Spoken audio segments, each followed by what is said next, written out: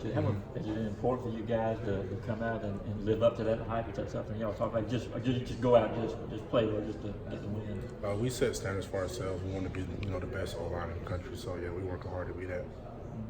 What have you seen out of Trey Hill so far in practices?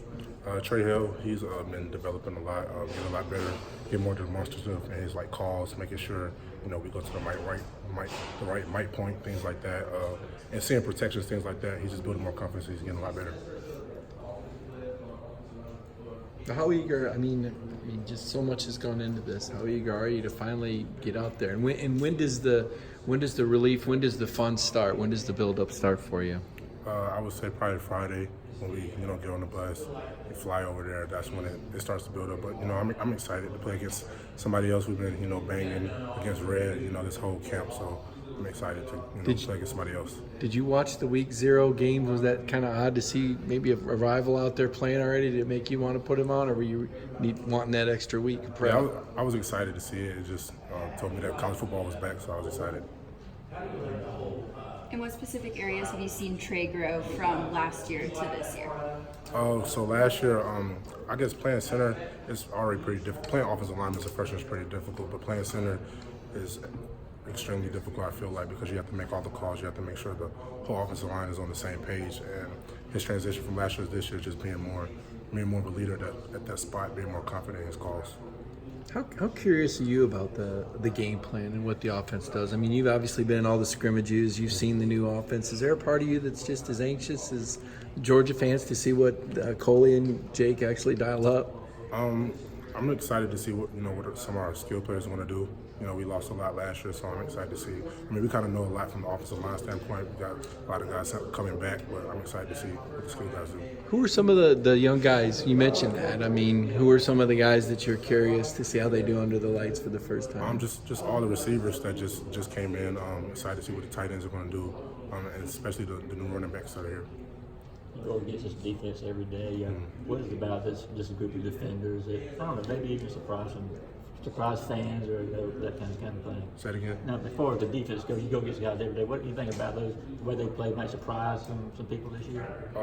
I think the biggest thing is just the model they've been preaching about, making havoc, sacks, turnovers, things like that. In the scrimmages we've had, they've had a lot of turnovers, things like that. So I think that's a big thing they'll see. Has it been more so than previous years? Yes. How about those outside linebackers? I know you always say teammates are good, but how good are these guys compared to some of the premier guys you've gone against? They're really good, and it makes them so good. They're all different. Like some of them specialize in different things, and we just got to do a 2-minute drill, and you're going against one rusher, and then next thing you know, it's another one. He's fresh, and it's a totally different type of guy, and that could be a strain on the offensive line. Nathan Priestley is a guy Kirby was talking about. He's a guy that's, with DeJuan not cleared, I guess, is getting third-team reps at quarterback. What have you seen from him? What's he like as a player? He's been quiet, but he works hard.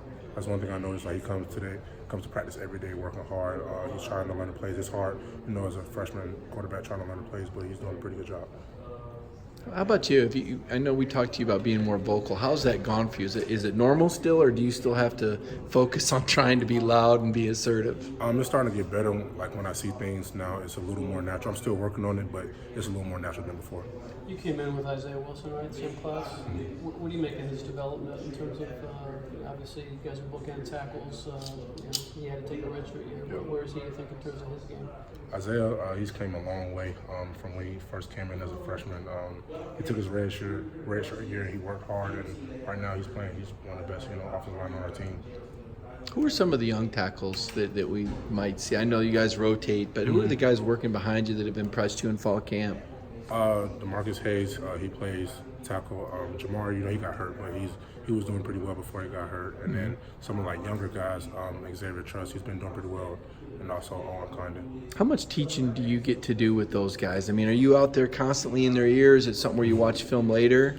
So when we do our individual periods, that's where Coach Perry really wants us to help the younger guys, and then when we do walkthrough periods, he wants us to stand behind them, make sure they know the plays, they know who they're going to, things like that, just to help them along the way. And your coach wants it yesterday. That sounds like Coach Kindley's going to be on the sidelines conflicts this year. How is that going to be different than what you guys have had the past couple years with Jim Chaney? I guess it'll be different with him being on the sideline. Coach brings a lot of energy, so I feel like that will affect us on the field. How is that energy? How can that help a team on the sidelines when things are going bad? Just keeping our heads level. If we get down on ourselves, he could be there, to lift us up. Jake's talked about fast and physical. I just wonder, as big as this line is, I don't know, I think it averages 332 or something. What about up tempo? I mean, what does that do for the big guys like you guys? It gets us in shape. We can play a long time. It's a long season, so during practice, we always, after the play, we got to run to the ball or run it on and off the field just to build our wind up. And when we practice like that, the defenses, they're going to wear down, they're going to get tired, but we'll be able to continue to play. So you think that's to your advantage to go up tempo, even though they can sub out? You feel like this line is ready for that? Yeah, I think it does, because when they're substituting like that, they're trying to hurry up and make calls, but we already know we have our menu or certain plays that we can run quickly. We already know where we're going. They're trying to adjust to it. So you mentioned that the road's a great time for guys to bond, get to know your teammates kind of off the field. Are there any fun things that you guys do other than just kind of sit and talk? We go to the movies. We love to go to American Deli. That's our spot on Thursday. It's like a tradition. We all go to the office line. We go there and just chill out, hang with each other. What's your go-to order? 20-piece wings, lemon pepper. JR was talking about on the plane. He always likes to find a good movie. Do you have some kind of a plane ritual that you like to do? Sometimes I'll try to find a movie. A lot of times the Wi-Fi won't work for me, so I'll just fall asleep listening to music. You talked about Coach Kindley and his energy. How has his energy helped you guys even in scrimmages so far? I think it helps us when we first get on the field. Like he on the sideline, he has us pumped up, so we don't start off slow. So you think that's going to carry over to games? You guys won't be having those slow starts like you've had in games. I think so. And when you look at the running back room this year, you got all these different backs. How much of a luxury is that to have all these different guys you can rotate in and out? It's crazy. I'm excited to see what they're going to do. There's so many talented backs that we have. All of them can run, catch, pick up, protection. So I'm excited to see who's going to play. Does it change for you at all in the game, whether one back's running over another? Do you block differently if, DeAndre's back there or Brian, just that they run in different ways? Nah, when I'm in the game, I don't even notice who's in sometimes, but we block the same for all of them. They're all exciting, but once they run past us, we see who's in. Hey, I think you've talked about this before, so I apologize if you've answered it before, but you and Solomon playing side by side as much as you have, and he's always talking about how Drew's my boy and all that kind of stuff. But what does that mean really in a real football context? The time that you guys spend together, on the field.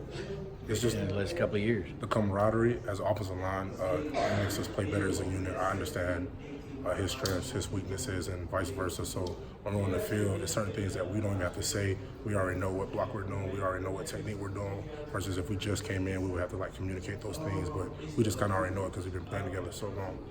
Y'all are so different. It seems like personality-wise. I mean, it seems like he loves to talk. You don't talk as much. How does it? Do y'all talk much on the line during games, or is it kind of you both got an understanding of what's going on? It just depends. Saul is more the talking guy, talking to the other teams, type of things like that. I'm more of the guy trying to get the play, making sure we're on the right page, things like trying to calm him down. What kind of things did you say to the other team? Things I can't say. You ever have to hold him back a little bit from saying that? Yeah, I do. I have to hold him back, but he just plays passionate, and I can understand it. Vanderbilt is known as a very high academic institution. Does that manifest itself in any way when you play them, or are they tough strategy-wise, and their intelligence obvious in a football sense? They always have a good scheme when we play them, but their players are very talented. I mean, you can have a great scheme, but if your players are not good enough, it won't work. Andrew, I wanted to ask you real quick because Solomon kind of lit up about this. And it seems like something the offensive line will light up about. Tell me about these fruit cookies that you guys get from Grandma Fromm when he doesn't get sacked. Oh yeah, Jake brings in these great cookies. They got icing on them. It's great food. And because I remember last year, Coach Chaney, every Thursday he'll bake something and we'll eat it. And then Jake started bringing in these cookies and they don't last 5 minutes. They're going so quickly. How many have you taken down at one time? Probably about a good 4 or 5. Is it one of these things like you guys are like a bunch of toddlers running around with cookies into both hands type things, like you get all you can get when you walk up to them? More like vultures running to get some food. What are they called? They're fruit cookies. It's like a slab of like cookie and it has icing on top and it fruit. Okay. Do you ever ask for the recipe? I don't. And that's only when the sack is not allowed? Is that when you get those? Yeah, Jake, he tries to take care of this. Now, when do you not ask for the recipe because you just know you guys are going to keep them clean, so you're just going to get cookies? I don't want to know the recipe because if I learn it, I'm going to eat too much. Thank you. Thanks, Andrew. Thanks.